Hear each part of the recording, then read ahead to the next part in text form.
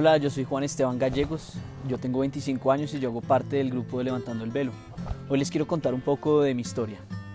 Bueno, yo fui educado de una manera poco tradicional, fui educado tipo homeschooling, entonces todos mis hermanos eran mis compañeros, mi mamá era la profesora de inglés, era todo muy familiar y muy protegido, haciendo deporte, todo muy protegido y muy bonito, la verdad. Mi recuerdo de niño era que yo miraba por la ventana y yo decía, oiga, no tengo ningún problema, mi vida es perfecta. Y pues era la inocencia de niño y bueno, después llegarían ya los problemas. Mis papás eran separados desde siempre, o sea, yo desde que recuerdo se separaron, pero mantenían una relación de amigos muy bonita. Y luego más o menos cuando yo tenía 13, 14 años, ellos tuvieron muchas peleas, muchas disputas y esa relación de amigos ya digamos que se cortó por completo. Yo me fui a vivir con mi papá más o menos por un año y medio o dos. Y ahí empezó como un camino mío de empezar a, digamos, a hacer el mal, como que empieza uno a esconder las cosas, cosas que tal vez no eran tan malas y las escondía, o cosas que ni eran malas y también cosas malas. Y empecé como un deseo a buscar refugios como de mis dolores, de mis inseguridades. Siempre he sido una persona, digámoslo así, que le cuesta un poco el tema de la estatura, soy un poco chiquito, entonces pues me costaba mucho encontrar seguridad en mí mismo y saber quién era. Entonces buscaba seguridad en otras cosas, entonces buscaba hablarle a alguna china y que me pusiera bolas y pues no hasta esas edades pues nada funciona y es mejor que no. Pero empecé un camino, entonces más o menos a los 15 años empecé a tomar y de vez en cuando en una fiesta que otra y empecé a esconder las cosas de mi mamá. Recuerdo una vez en la casa de un amigo que yo le decía no le vaya a contar por nada a mi mamá esto, que yo estuve acá, nada de esto, de lo que pasó, de lo que hicimos, pues que era tomarse unas cervezas y eso. Pero empecé un camino, como quien echa unas piedritas en un costal y empiezan a pesar, pero muy poquito y sin saber a dónde va a llevar eso. Y así fui recorriendo un camino, después luego volví a vivir con mi mamá, pero ya venía como con un camino recorrido y la maldad y ya había sembrado una semillita. Y así fue que en el año 2012 un amigo mío se quedó en mi casa para un torneo de golf y empezó a insistirme que, oiga, vayamos donde las prostitutas, vayamos a hacernos un masaje, no sé qué. Y yo, oiga, no, nunca había pensado en eso. Y yo, no, viejo, no. Hasta que pues decidí aceptar y fui a una de estos sitios de masajes que llaman y pues decidí aceptar esta invitación y yo dije no, esto no lo puede saber nadie, ni mi mamá, ni nadie. Entonces pues dije yo entierro esto, lo entierro y que nadie sepa. Y así fue.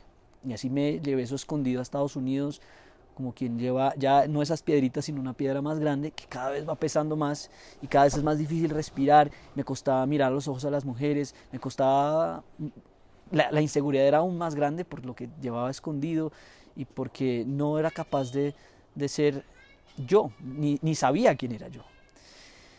Y así fue que fue pasando el tiempo y estaba en la universidad y en el año 2013, en noviembre, sucedió el accidente que marcó a mi familia por completo, que fue la muerte de mi amiga, casi hermana, que se había educado conmigo, que era la razón también por la cual yo me había ido a Estados Unidos, porque ella también se había ido a Estados Unidos a jugar golf y a estudiar, y para mí eso era lo máximo, entonces yo también pues elegí ese camino también gracias a ella, y llegó la noticia de que había muerto, y yo no tuve la valentía de enfrentar el dolor, ni supe cómo, decidí, no, lo voy a enterrar, y lo enterré como hace el mundo, tomando, yendo de fiesta en fiesta, con las cosas que hay, de vez en cuando un poquito de trago, mucho en exceso y así. Y, y nunca fui capaz, no lloraba, en ese tiempo me costaba mucho llorar. Recuerdo que mi hermana me llamaba y decía, oiga, ¿y usted cómo está? Y yo, bien, todo bien, fresca, pero en realidad no. Y así fue pasando el tiempo hasta que llegó el año 2014, en diciembre, que mi familia me regaló una Biblia, hizo una pequeña ceremonia como para enviarme al mundo a anunciar eso que iba a encontrar, a aplicar lo que iba a aprender en la Biblia. Y fue muy bonito y así me fui. Y en el año 2015, en enero, empecé a leerla, empecé por el Evangelio de San Juan y sentía que me hablaba a mí personalmente, que estaba hablando de cosas que yo había vivido y que estaba viviendo y era muy bonito. Empecé a no ir a fiestas, a quedarme leyendo y fue muy bonita esa época. Y así llegó un día que estaba yo en el dormitorio, estábamos con mi amigo ateo, un amigo ateo que yo tenía y dos amigas y él estaba hablando con ellas y él les dijo como que esas personas que creen en Dios son débiles porque no son capaces de asumir digamos, su vida y buscan es un refugio en Dios que les ayude, algo así.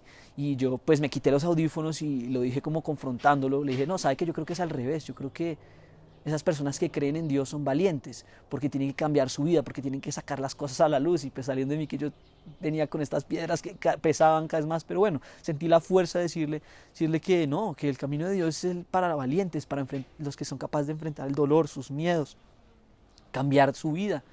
Y esto empezó como un confrontamiento y luego terminó los dos llorando. Él me contó historias que no, de él, cosas de él que nunca le ha contado, pues creo que solo a la mamá. Y fue muy bonito ver que una persona pudiera abrirse de esa manera y verlo en mi amigo. Pues yo dije, Dios existe y esto que pasó acá no era una coincidencia ni algo muy bonito. Pues sí, fue muy bonito, pero era algo que Dios había hecho. Había logrado abrir el corazón de dos personas y bueno, fue muy bonito. Y esto cambió mi vida. Tuve muchas experiencias muy fuertes esa siguiente semana, pero luego el mundo se lo va llevando a uno y pues uno va cayendo nuevamente en la rumba, en la fiesta, y yo pues seguía con las cosas escondidas. Entonces pues no había dado ese paso como de liberarme. Entonces pues seguía atrapado de cierta manera. Y así me gradué.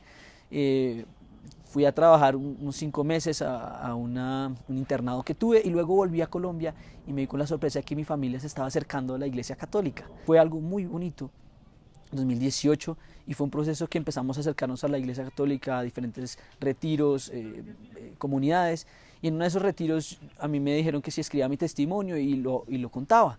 Y yo bueno, empecé a escribir y pues escribí todo lo que les he contado y pues no era muy coherente yo ir a contarle a gente que no me conocía lo que yo había hecho, lo que había vivido sin contarle a mi familia. Entonces pues me tomé la tarea de contarle a mi familia.